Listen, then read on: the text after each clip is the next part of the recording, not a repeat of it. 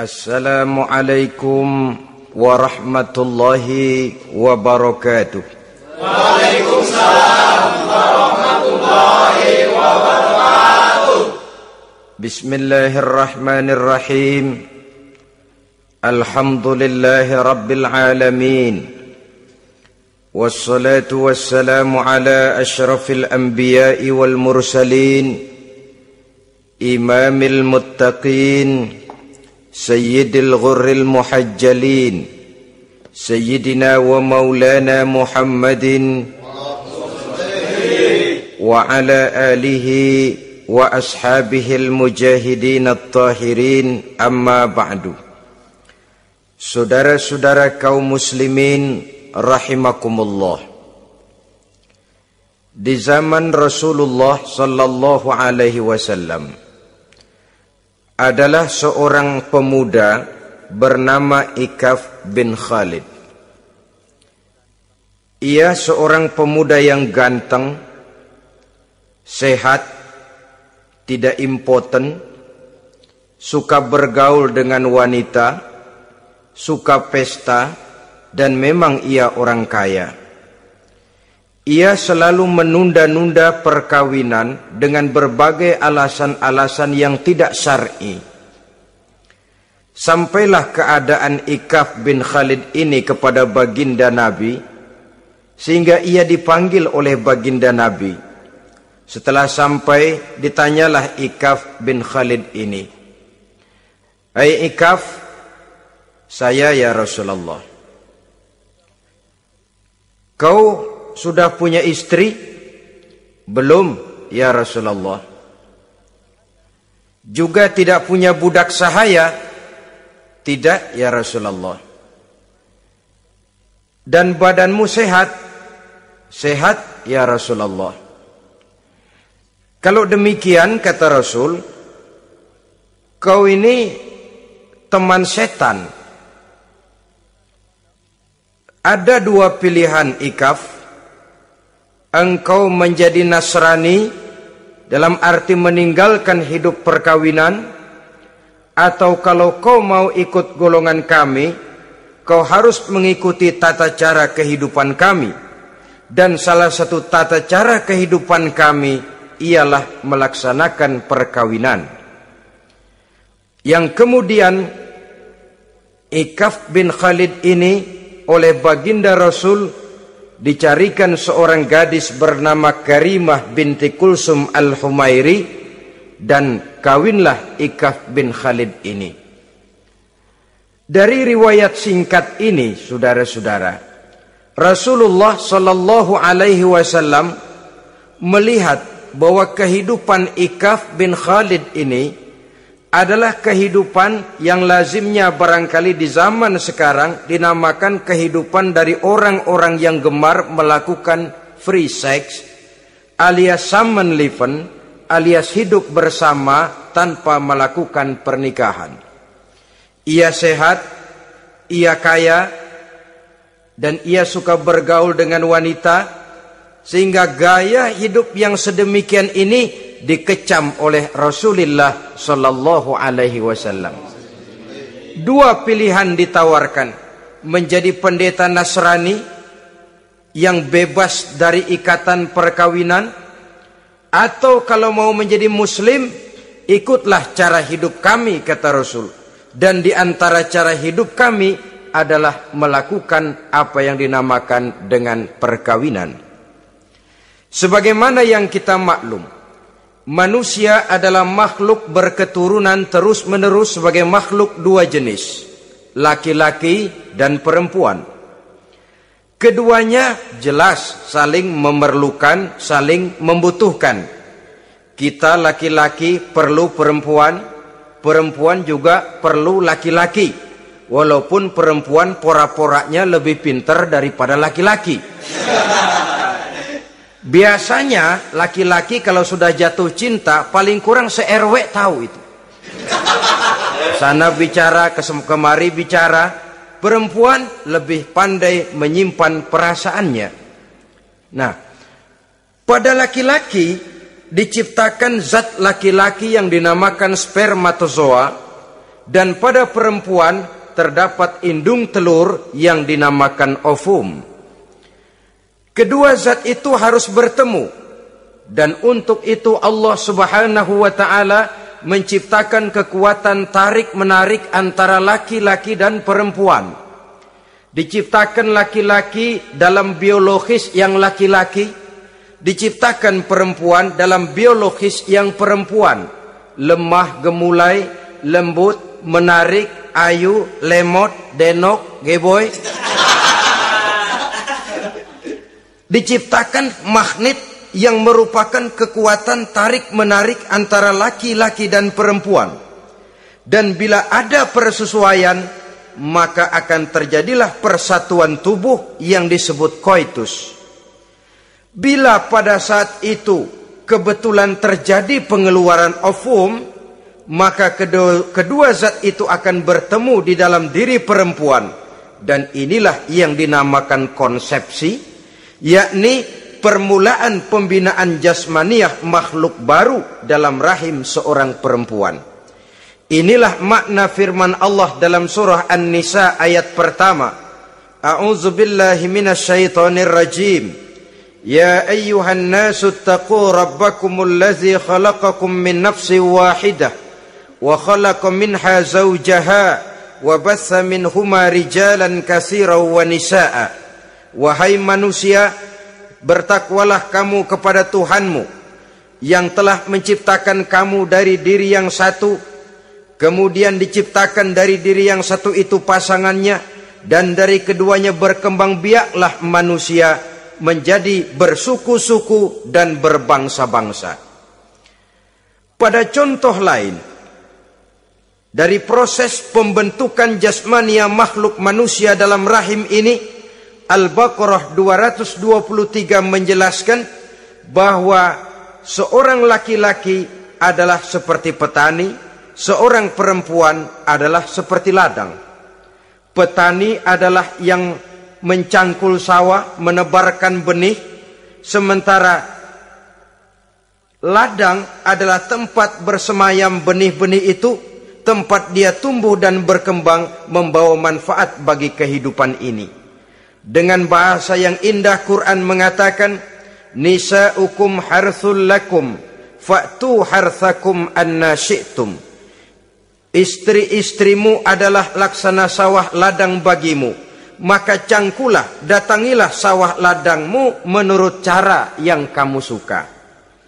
Saudara-saudara kaum muslimin rahimakumullah, belakangan ini orang sering membicarakan pendidikan seks bagi anak-anak.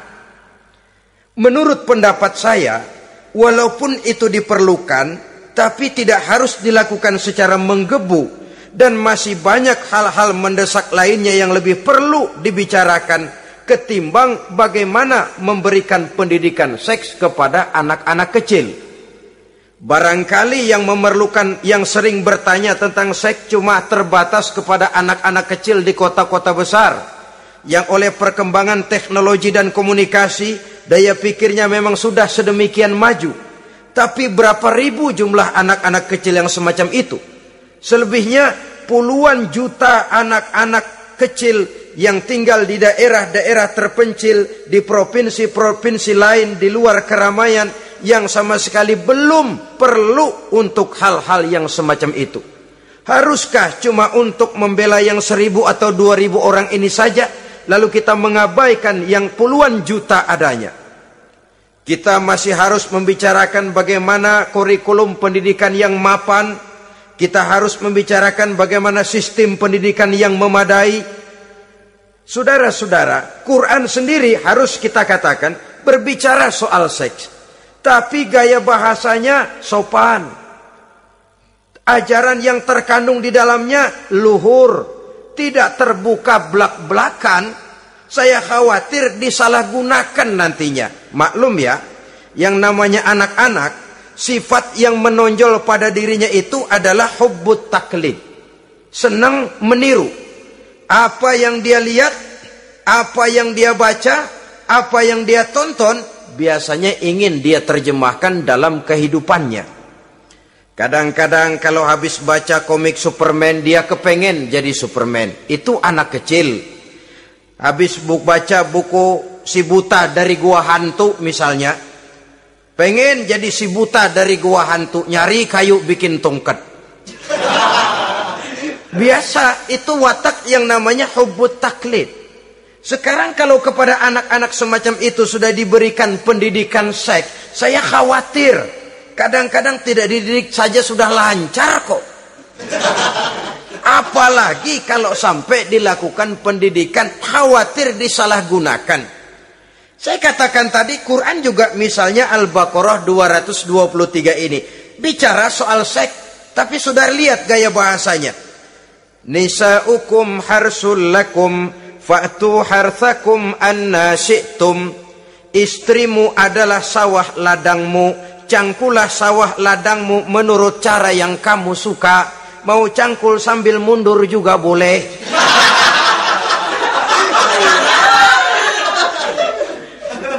Teknik mencangkul terserah kita, asal yang dicangkul sawah ladang sendiri. Jangan sawah ladang orang lain dipaculin, marah yang punya.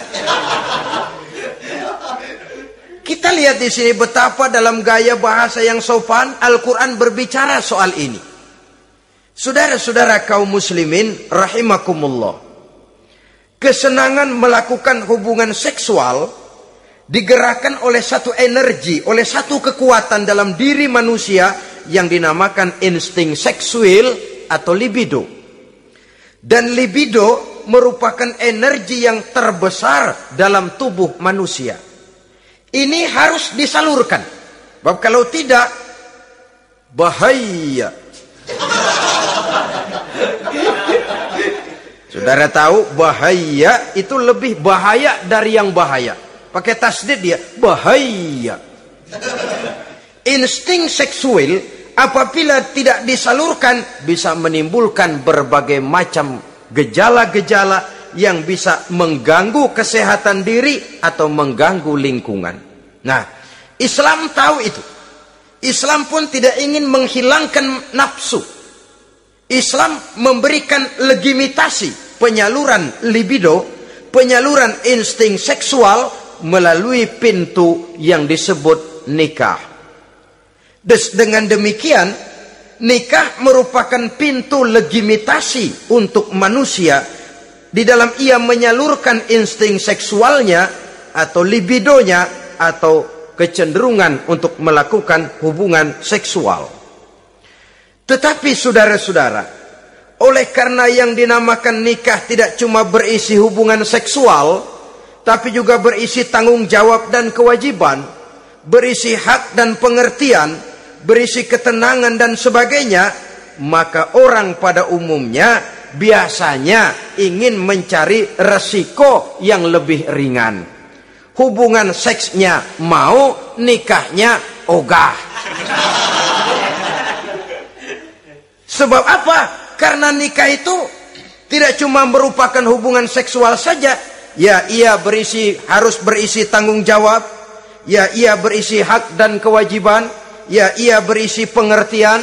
Ya, ia berisi penyantunan sandang, pangan, perlindungan, dan lain sebagainya. Orang lalu mengambil jalan pintas. Sehingga terjadilah kecenderungan gaya hidup yang disebut Samen Leven.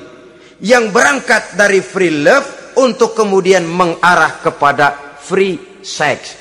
Hidup bersama tanpa diikat dengan tali pernikahan. Akhirnya apa? Kalau dirasakan cocok, ya terus. Kalau nggak cocok, ya bubar. Tidak ada satu ikatan spiritual. Kalau demikian halnya, maka manusia belum terlalu jauh nilainya daripada makhluk bernama binatang. Yang penyaluran insting seksualnya tidak perlu diikat dengan pintu yang bernama nikah. Orang ingin mengambil jalan pintas. Potong kompas, mau enak, lalu tidak mau resiko. Hubungan seksualnya mau, tapi kemudian pernikahannya tidak mau. Akibatnya, pada satu segi, prostitusi. Saudara tahu prostitusi, pelacuran meningkat. Perkara apa latar belakangnya itu bukan soal kita. Tetapi kemudian terjadilah proses yang dinamakan prostitusi. Atau kalau tidak, terjadilah pergaulan bebas di dalam kehidupannya. Saudara-saudara kaum muslimin rahimakumullah. Islam pada hakikatnya memberikan alternatif. Sehingga Nabi mengajarkan dalam satu hadis, ya ma'syarus syabab, wahai para pemuda, man istata'a minkumul ba'at, barang siapa di antara kamu mampu memberi nafkah. Ba'at di sini diartikan nafkah. Nafkah apa? Nafkah zahir, nafkah batin. Itu arti ba'at. Hai para pemuda, siapa di antara kamu yang sudah sanggup memberikan nafkah, baik zahir maupun batin, hendaklah dia melakukan perkawinan. Jangan lupa ini. Manistato'a minkumul ba'at, yang mampu memberikan nafkah baik zahir maupun batin, hendaklah dia melakukan perkawinan. Kadang-kadang ada juga anak muda nekat banget, main derulung aja, nggak nengok kiri, nggak nengok kanan, tidak memahami yang namanya ba'at. Ba'at ini nafkah zahir. Nafkah zahir itu apa? Ya sandang, ya pangan, ya perlindungan. Nafkah batin itu apa? Ya kasih sayang, ya pengertian, ya termasuk di dalamnya melakukan hubungan seksual. Kalau itu cuma dasar itu, rasanya mah setiap kita mampu. Tapi kan tidak cuma itu yang jadi modal bagi satu perkawinan. Siapa di antara kamu yang sudah mampu memberikan nafkah, hendaklah dia kawin. Fa illam yastati', tetapi apabila dia tidak mampu memberikan nafkah itu, fa alaihi bisyam, hendaklah dia melakukan puasa. Sebab apa? Puasa ini esensinya kemampuan mengendalikan hawa nafsu. Umpamanya ada pemuda, badannya sehat, tidak sakit, tetapi dia belum mampu untuk memberikan nafkah. Sementara temperamennya termasuk tegangan kelas tinggi. Gak boleh kecolek dikit mau ngedredet aja. Yang semacam ini oleh Nabi, fa'alaihi bisyam. Kalau memang belum mampu memberikan nafkah, hendaklah puasa. Sebab apa? Puasa lebih mengendalikan diri. Saudara-saudara, apabila puasa ini pun dirasakan juga berat, maka ada cara lain untuk menetralisir libido itu tadi. Kecenderungan untuk melakukan hubungan seksual. Dengan apa misalnya? Dengan jalan melakukan olahraga. Dengan melakukan olahraga, hormon yang membentuk libido tersalurkan, terkuras melalui energi yang dikeluarkan pada saat melakukan olahraga. Atau dengan jalan yang keempat, menjauhi hal-hal yang bisa menimbulkan rangsangan seksual. Bisa dengan puasa tadi, bisa dengan olahraga, bisa dengan lain-lain yang kira-kira bisa menghindarkan kita dari hal-hal yang bisa menimbulkan rangsangan seksual. Sehingga Al-Quran pada surah Al-Isra ayat 32 berpesan, la taqrabuz zina innahu kana fahishatan wa sa'a sabila. Jangan kamu mendekati zina, sebab sesungguhnya zina perbuatan yang keji dan jalan yang sangat buruk. Jangan mendekati zina. Mendekati zina artinya mendekati hal-hal yang bisa membawa kita kepada perbuatan zina. Termasuk misalnya bacaan-bacaan Parno. Nah, ya. Itu Parno nggak boleh dibaca.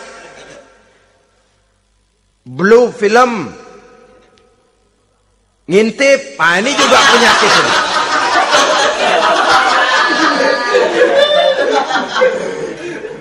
Itu termasuk termasuk dalam larangan la taqrabu zina. Jangan kamu mendekati hal-hal yang bisa menyebabkan kamu jatuh kepada zina.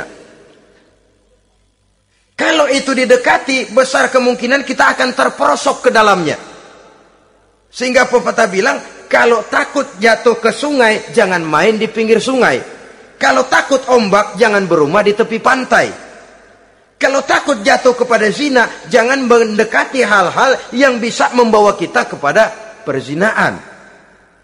Nah, saya merasa prihatin bahwa dimanapun di dunia ini, modernisasi, kemajuan sering membawa proses pergeseran nilai. Cepatnya arus komunikasi. Apa yang terjadi di Amerika hari ini bisa kita tahu hari ini. Apa yang terjadi di Eropa hari ini bisa kita saksikan hari ini. Proses komunikasi yang sedemikian canggih membawa dampak proses pergeseran nilai dalam diri dan kehidupan manusia. Akibatnya dia banyak tahu, dia banyak melihat, dia banyak mendengar. Kalau dia tidak punya filter, dia akan mudah terhanyut oleh nilai-nilai yang menggeser dia dari tuntunan ajaran agamanya. Maka dengan demikian saudara-saudara, Islam memberikan legitimasi terhadap penyaluran insting seksual melalui pintu yang disebut nikah. Dan Islam mencela apa yang disebut samenleven, free love, atau free sex alias hidup bersama tanpa melakukan pernikahan. Apa yang akan terjadi dalam kehidupan ini apabila manusia bergaul sebebas-bebasnya tanpa terikat lagi oleh norma dan kaedah kehidupan beragama? Sudah cukup banyak korban bergelimpangan dari arus yang namanya pergaulan bebas dengan dalih new morality, kebudayaan moral baru yang terlepas dari bimbingan kehidupan beragama. Saudara-saudara kaum muslimin rahimakumullah. Dulu zaman kakek kita itu kalau pacaran, saudara-saudara, biasanya yang laki di luar, yang perempuan di dalam. Paling-paling pagar dibolongin. Ya, orang dulu itu kan rumahnya pakai pagar toh. Kalau sudah pagar itu bolong, si yang laki masukkan jarinya ke pagar. Nanti dipegang jari itu oleh tangan si perempuan dari dalam. Cuma beradu tangan doang, endahnya bukan main udah.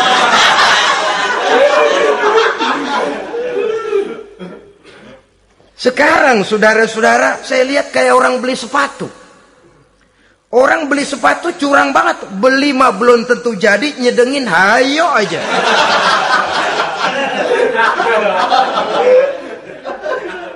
Iyalah, kalau sepatu barangkali disedengin sih nggak ada bekasnya. Kalau anak orang disedengin, Allahu Akbar. Ya sedeng sih sedeng.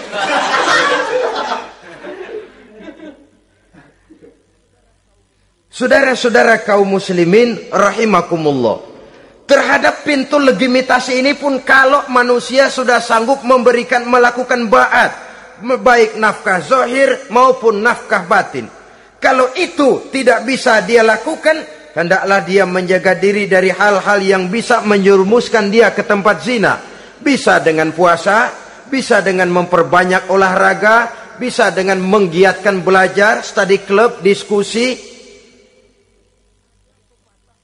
Ada pepatah mengatakan 3 hal yang bisa membawa kerusakan.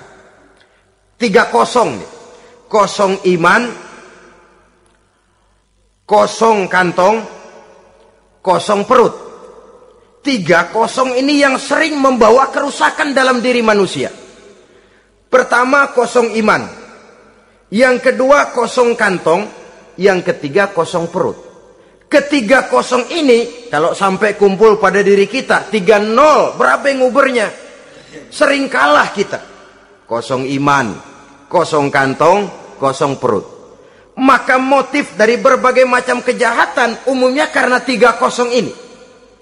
Orang bisa jatuh ke tempat zina, bisa jatuh kepada korupsi, bisa jatuh kepada perampokan, pencurian, dan berbagai macam perbuatan negatif. Pertama, kosong iman. Kalau sudah kosong iman, ini kosong yang paling berbahaya. Dia tidak ada lagi yang ditakutin. Polisi, ya apa selamanya polisi mau nongkrongin dia. Kalau sudah kosong iman, ini sudah tidak ada lagi norma yang diindahkannya. Yang kedua, kosong kantong. Orang kalau kosong kantong, mudah gelap mata.